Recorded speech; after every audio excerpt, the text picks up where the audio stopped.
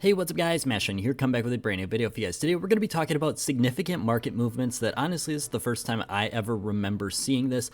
Before we get too deep into it, Esports Fire is hosting their CSGO YouTuber of the Year for 2022. If you don't mind, go ahead, throw in a vote over there. And before we get too deep into talking about this, let's hear a quick word from our sponsor, Skins Monkey. The sponsor for today's video is Skins Monkey. Now, Skins Monkey is the quickest, easiest, and most importantly, safest way to go ahead and trade your CSGO skins. Now, Skins Monkey is super easy to use. You just have to take your item, take the item you want, and just go ahead, apply code MASTERSHINY to get your free $5 if it's your first trade, and just click trade. And if you've got no money to spend right now, they've got two ways for you to get some. First is just heading over and topping up. Make sure to use code MASTERSHINY for a free 5% there, and they've also got the freebies section where you can go ahead and enter free raffles that happen every single day. And as always, thank you so much, Skins Monkey. Make sure you use in the top link in the description to claim your free $5 today. Sorry about the introduction there, but we got 7 minutes to get through everything, so let's hop on into it. We're going to be talking about active duty cases. Now, there's used to be 3 different types of CSGO cases. There was the active duty, the non-prime, and the rare drop pool. Not talking about the discontinued because they're really not relevant in this case. Basically, the non-primes all went into the rare drop pool, and that had some significant movements for the overall case market, basically taking some cases out of rotation and overall decreasing the amount of cases that were dropped every amount or every week, and therefore that kind of put a little bit more demand on cases. That's important because that's how we get to this point. We're talking about the active duty cases, which are really the only cases that drop. 99% of the time when you get a case drop, it is going to be an active duty case. And this is very important because we're talking about today the active duty cases that are increasing in price, but I'm not talking about the fracture or the snake bite, those low cases that are currently the cheapest or some of the cheapest out there. We're talking about the most expensive active duty cases that have been going up almost 30-40% in some cases in the past month, which is insane for a case that is currently being dropped at a significant amount, and honestly it's something I can't ever remember seeing. Now, I do want to point something out early. We are not talking about the clutch case. The clutch case is a very unique situation. You'll obviously see me reference this when I'm talking about an operation,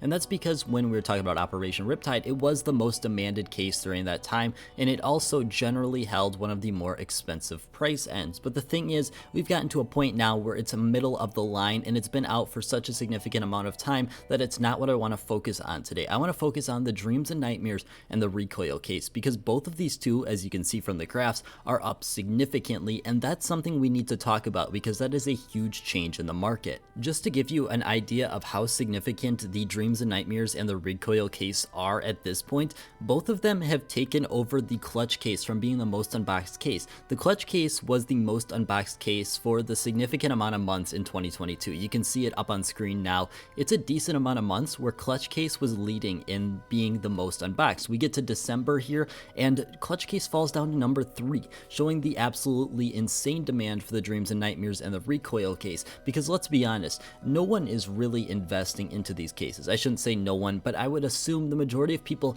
are not picking these up at that 50 to 70 cent price point for a long-term hold. I mean, they could, but it just doesn't really line up with what we would expect to see from these cases. Now, talking about the relative demand compared to cases that hold similar items, first up, Dreams and Nightmares and Riptide case. Both of these cases hold the same knives, therefore we should most likely see some sort of a similar trend if people are unboxing for the knives, and that's exactly what we are seeing. The Riptide case at this point has really started to disappear off the market, sitting at only around 3,000 listed, and it's gone up about 30% in the past month, which is absolutely insane for not only a discontinued case, but really any case in general that was dropped a significant amount. Obviously, operation cases are discontinued, so there's no more dropping, but we still know there was a ton of Riptide cases out there. Let's not deny that the quantity of the Riptide case should be absolutely massive, but I guess maybe it's not as massive as we thought, or maybe we're seeing a lot of investors hang on to it. Anyways, this lines up on why the Dreams and Nightmares case could also be rising, not directly because the Riptide case,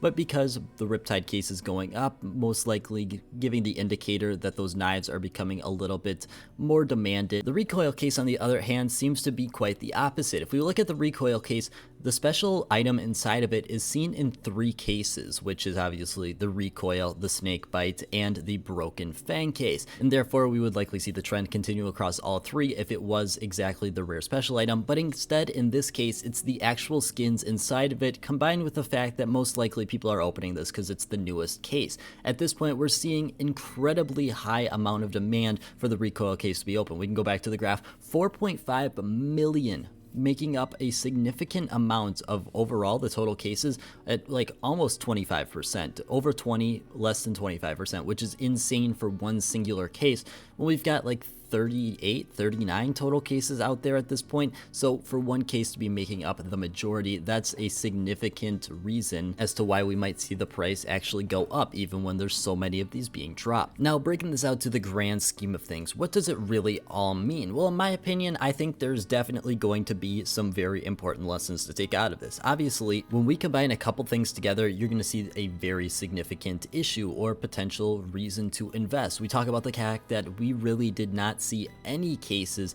in the second half of 2022. We just saw the recoil case come out, which was during the summertime, and we're over 200 days without a case coming out at this point. It's a very significant amount of time. We're seeing most likely that the number of cases coming out every year decreasing, which obviously in turn we see this graph a lot, but basically we're seeing that the number of skins coming out each year obviously is decreasing. Now this one is influenced by operations because operations bring new collections, which are significantly more skins than a case, but you get the idea. I mean, if we want to look at overall like macro factors, the recoil case is currently the best ROI you can get for a CSGO case, even at its very expensive price point for an active duty case. I think we're seeing so many different factors come together, which has resulted in not only these 2 cases, but the majority of prime cases or active duty cases becoming really viable investments for the most part. I'm not saying to invest into them, and my next video potentially might be about myself picking up some different cases, not any of these active duty ones just yet,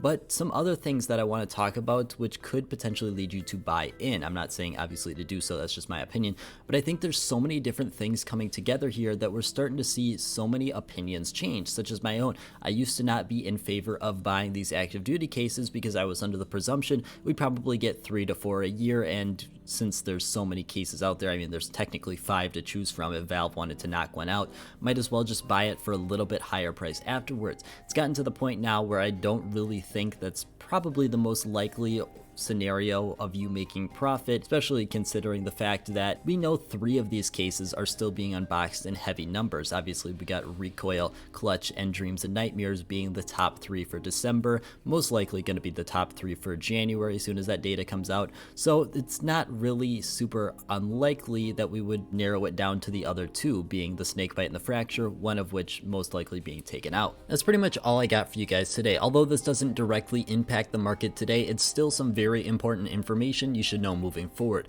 But as always, I want to thank you guys so much for watching. Hope you have a great rest of your day.